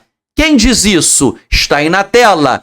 Crisóstomo, Cromátios, Hipólito de Roma, Orígenes, Hilários, Atanásio, Epifânio, Jerônimo, Dídimo, Ambrósio, Agostinho, Lepórios, Cirilo de Alexandria e vários outros. Meu irmão, o cristianismo antigo defendia que a Maria, em hebraico Miriam, ou Maria, que chamam, ficou virgem para todo o sempre, ok? E eles se baseiam isso na leitura do texto grego e dando a interpretação à luz da tradição. Porque a gente sabe que existe tradição. Então, eles interpretaram o texto dessa maneira. Prestem atenção, em azul, um filho, ok? Um filho que é pautado aí, vou voltar à tela, nesses manuscritos, e Nestlé Aland e o BS5 são NA28 e o BS5 são edições críticas. Agora, a outra família de manuscritos gregos que já vão falar outra coisa. Outra coisa, é o mesmo verso que agora vai mudar. Vejam, meus irmãos, eu vou mostrar agora outro texto grego que vai mudar a história. E aí eu pergunto, como que o Novo Testamento é inspirado em grego se cada manuscrito grego fala uma coisa diferente? Olha o que diz aí, por exemplo, o Textus Receptus e o Codex Washingtonianus em grego. Está aí na tela, nós vamos ler e vamos traduzir. Vamos fazer a leitura em grego. Kai uk egnosken autem heus hu heteke ton huion autes ton prototokon kai ekaleseto onoma autu yesun. Tradução. E não a conheceu quando, ou até, ela deu à luz seu filho primogênito e chamou o seu nome de Yesun, Jesus, Yeshua. Vejam, aí já apareceu primogênito. Só para você entender, os outros manuscritos dizem um filho. Um filho. E agora está dizendo seu filho primogênito. Percebam, se Yeshua é o filho primogênito, significa que ela teve outros. Ok? Isso é óbvio. Se Yeshua é o primogênito, então ela teve outros. Ok? É óbvio. Eu, Tzadok, eu sou o primogênito dos meus pais. Isso é verdade. Se eu sou primogênito, significa que veio alguém depois de mim. E no meu caso, eu tenho 2 irmãos. Então vejam que os manuscritos gregos, um grupo fala uma coisa e outro grupo fala outra coisa. E é por isso que na Peshitta eu coloquei aí uma nota de rodapé, na página 121, nota 16, dizendo: enquanto alguns manuscritos gregos usam apenas filho, NA 28, UBS 5, Codex Sinaíticos e Codex Vaticanos, outros empregam a cláusula filho primogênito. E aí eu botei os códex e eu botei aí, esta divergência não aparece na Peshitta. Meu irmão, só para você entender, se você crê que o grego é inspirado, eu te faço uma pergunta, você vai crer em qual? Cada manuscrito fala uma coisa. No livro que eu escrevi, eu mostrei várias e várias divergências. Você vai crer em quê? Se eles entram em contradição entre si. Repito, a Igreja Católica pega os manuscritos que usam filho só para falar que é um filho só e ela ficou virgem eternamente. E aí eles sustentam a tese romana de que Maria foi virgem por toda a vida. Ok? Estão entendendo a divergência, galera? Ok? Eles pegam isso para sustentar. Agora, a Peshitta é outra história, meu irmão. A Peshitta vai nocautear Roma, ok? A Peshitta vai esclarecer claramente essa história passando a limpo, ok? Vamos agora ler em aramaico. Passamos a leitura do texto em aramaico. Ulechma arama dilice lavra bukhra wakras shme Yeshua. E não a conheceu até ela gerar o seu filho primogênito. E ela o chamou pelo seu nome, Yeshua. Em aramaico, Ain é gutural, né? A gente geralmente fala Yeshua, no aramaico é Yeshua, gutural. Mas eu vou falar Yeshua para ficar mais fácil para você entender. O aramaico diz, e não a conheceu, conhecer aí, Herma. Herma, conhecer é no sentido de ter relações sexuais com ela. Eu explico aqui no livro. Então, e não a conheceu, ou seja, e não teve relações sexuais até, no aramaico está Rama, ou seja, até ela gerar o seu filho primogênito.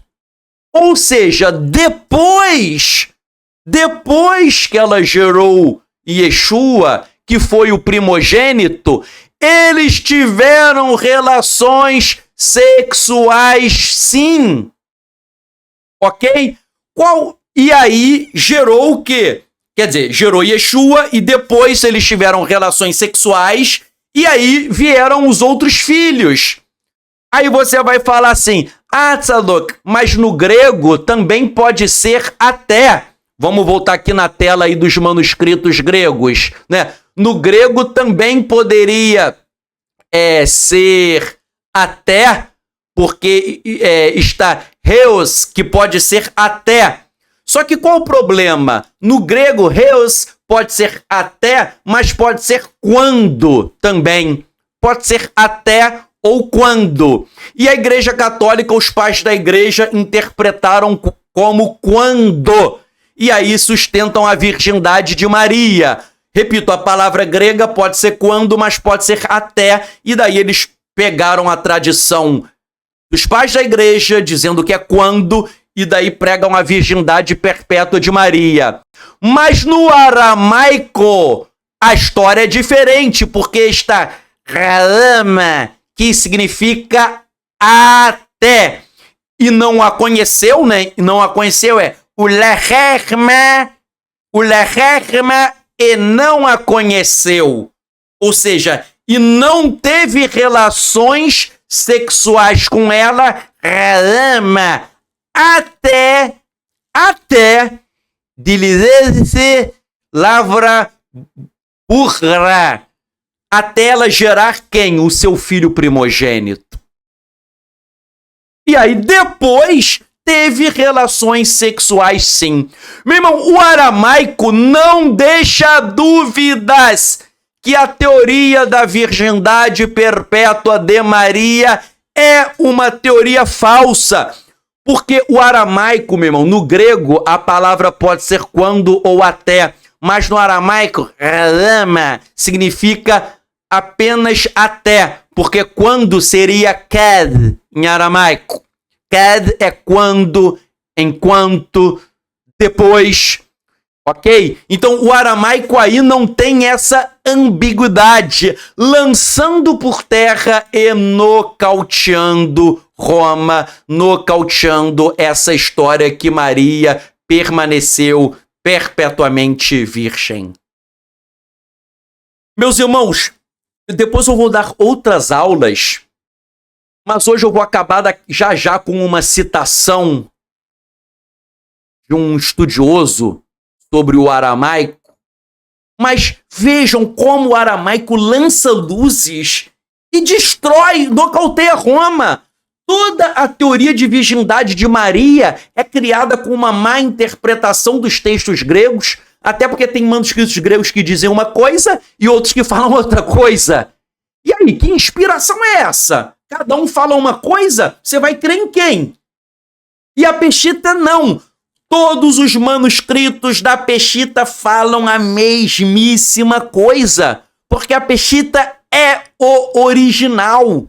Repito, Peshitta é um nome que surgiu depois, mas o aramaico já existia há muito tempo, ok? O nome Peshitta foi apelidado depois, mas a Peshitta é o verdadeiro se as pessoas voltarem para a nossa herança judaica, a nossa herança aramaica. Eu dei hoje exemplo da virgindade perpétua de Maria, mas tudo cai abaixo.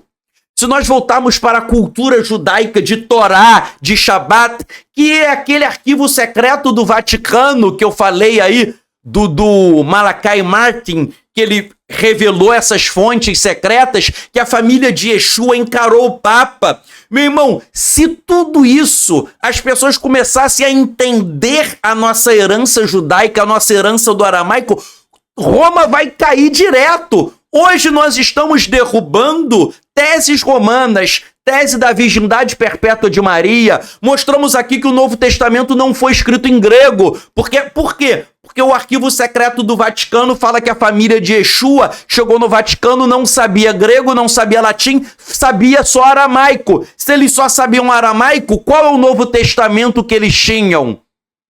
Se eles só sabiam aramaico, que Novo Testamento eles tinham? Era o Novo Testamento que? Aramaico. Ok?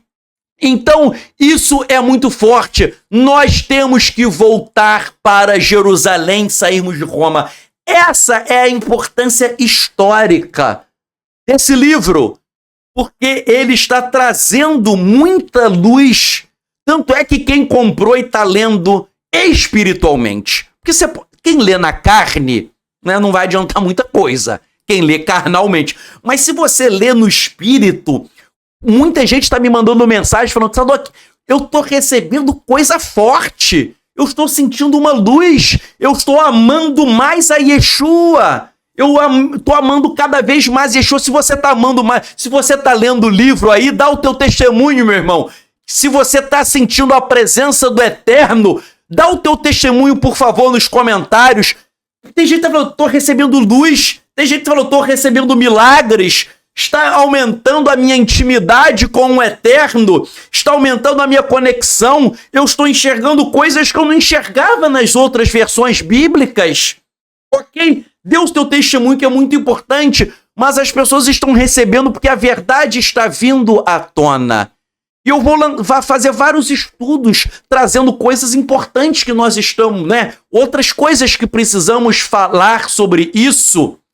Mas vejam só, eu queria acabar o shiur de hoje citando um estudioso e depois eu vou dar uma aula mostrando manuscritos antigos em aramaico, mostrando outras coisas que causam dúvida. Quer ver uma dúvida? Sadoc, Corinto fica na Grécia, não fica? Fica. Ué, Paulo ia escrever para os coríntios em aramaico? Por que isso? Não é em grego? Nós vamos ver a verdade. Eu vou provar aqui que você vai concordar, porque contra provas não há argumentos. Você vai entender isso, meu irmão. No próximo shiur eu vou trazer muita coisa, porque a palavra do Eterno é tão linda que ela se renova. Mas nós vamos trazer manuscritos antigos, vamos trazer corrupção dos manuscritos gregos, nós vamos trazer muita coisa linda, linda. Mas eu queria terminar a aula e eu vou citar o Stephen Andrew Missick. Essa ideia de voltar para as raízes judaicas, para a nossa herança aramaica, isso não é o homem que inventou, não. Isso é um mover do Espírito Santo. Ruach HaKodesh em hebraico ou aramaico, Ruach HaKodesh, que é o Espírito Santo em aramaico. Isso é um mover do Espírito Santo para tirar o povo de Roma e levar para Jerusalém, para tirar o antissemitismo da igreja, para que os cristãos saibam que a fé não está em Lutero, não. A verdade não está com Lutero, não está com Calvino, não está em Roma, mas está com o povo de Israel, com discípulos judeus que creem em Yeshua. Não é o judeu que nega, não. É o judeu que crê, que testemunha Yeshua. Meu irmão, há um mover profético. Há um mover do Espírito. Isso que nós estamos ministrando não é um conhecimento humano. É um mover do Espírito para que as pessoas voltem aos caminhos antigos, voltem às veredas antigas. E o Espírito está assoprando e vocês estão sendo impactados. Vocês estão sendo renovados. Ministérios. Eu recebi depoimento de pastor evangélico dizendo que o ministério está sendo reativado e está sendo abençoado pelo Espírito Santo do Eterno. Há um mover, há uma nuvem de glória que está chegando até nós e nós temos que entender, meu irmão. Repito, o nosso estudo de hoje não é racional. Nós estamos trazendo verdades espirituais para que você ame mais a Yeshua, para que você mergulhe mais fundo, para que você creia mais na Brit Hadashah, para que aumente o teu amor. E uma prova de que esse movimento não é humano, é espiritual, eu vou citar aí um autor cristão, ok? Não é coisa de judeu não, um autor cristão, o Stephen Andrew Missick.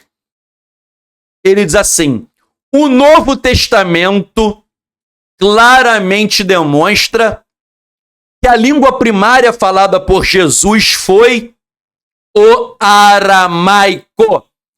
À medida que o Espírito Santo restaura a igreja, ele é um autor cristão, eu creio que nós veremos o retorno da igreja à sua herança aramaica. E esta língua sagrada será mantida como língua falada.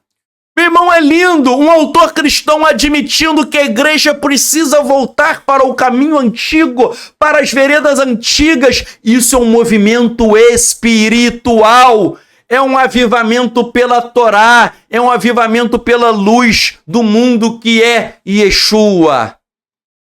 E nós, meu irmão, entenda, nós estamos sendo chamados não para olhar as profecias, não para olhar as coisas acontecendo. Você não está sendo chamado para olhar profecia e nem ler profecia. Você está sendo chamado para cumprir as profecias, para voltar às veredas antigas.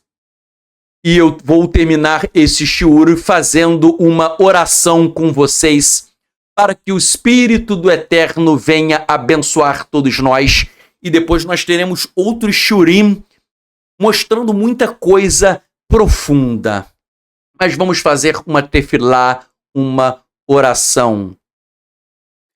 Hashem, nós oramos a Ti, em nome de Yeshua HaMashiach, para que Teu Espírito Santo possa assoprar em nossas vidas. Nós somos totalmente carentes e necessitados de Ti. Nós precisamos de uma iluminação, de uma sabedoria do alto. Nós precisamos que a Tua verdade venha a iluminar as nossas vidas, a aquecer os nossos corações. Quebra todo espírito de Roma, todo espírito de mentira, todo espírito de falsidade, tudo aquilo que se levanta contra o Teu reino. Roma vai cair, porque o livro de Apocalipse diz que caiu a grande Babilônia. Babilônia é um sistema religioso falso, idólatra, corrupto e perverso. Eterno, derruba, Pai, toda a mentira. Aqui no Brasil há muito espírito de Roma. E no mundo também. Roma não é a Itália, não é a cidade de Roma. Roma é um sistema. Há Roma no Brasil, Roma nos Estados Unidos, na Europa, na África, no mundo inteiro, que esse sistema mentiroso, esse sistema idólatra, esse sistema demoníaco, esse sistema de principados e potestades, ele venha a cair por terra e que nós retornemos às Tuas veredas antigas. Eterno, eu Te agradeço porque Tu revelas a Tua vontade, Tu revelas a Tua sabedoria àqueles que Te buscam, aos Teus pequeninos, aqueles que Te adoram de forma verdadeira, aqueles que Te adoram através do Teu Espírito, porque o Teu Espírito nos guia em toda a verdade. Nós Te agradecemos por essa noite, por essa oportunidade, e que todos os nossos irmãos sejam abençoados, em nome de Yeshua HaMashiach.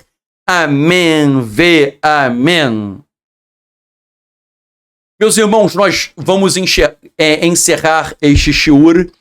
E caso você tenha dúvidas, eu não vou responder hoje, mas escreva nos comentários. Por quê? Porque a próxima aula eu estou pegando várias dúvidas que as pessoas me mandam e eu vou fazer um estudo respondendo a muitas dúvidas. E se você tiver, você pode escrever aí, eu não vou responder hoje, mas eu aproveito aí para, se a Hashem permitir, quem sabe a tua dúvida vai entrar na seleção aí para responder as perguntas. A aula que vem eu estou levantando muita dúvida que as pessoas me mandam e nós vamos apresentar provas contundentes, ok? Espero que você tenha gostado desse shiur, que você possa compartilhar, que você seja um nosso parceiro, ok? Porque que você aí propague a luz de Yeshua e tenha um amor muito maior por ele, pela Brit Hadashah, pela nova aliança, ok? E que estejamos juntos. Eu fiquei muito feliz de estar com todos vocês nesta noite. Foi uma noite maravilhosa e nós vamos ter aí um próximo estudo em que eu vou trazer muitas coisas, né? Parece assim, eu tô falando até por mim. Às vezes eu dou uma aula, eu penso assim, poxa, a aula que vem não pode ser melhor. Mas às vezes o Eterno vai ensinando tanta coisa que às vezes a gente consegue mais coisa melhor ainda, mais surpresas. Então, eu acho que a próxima aula vai ter mais surpresas ainda, né? Porque o Eterno sempre vai mostrando muita coisa. A palavra dele se renova, ok? Que o Eterno abençoe e guarde todos vocês, ok? Um beijo no coração. Que o Eterno abençoe e guarde todos vocês. Shalom, shalom.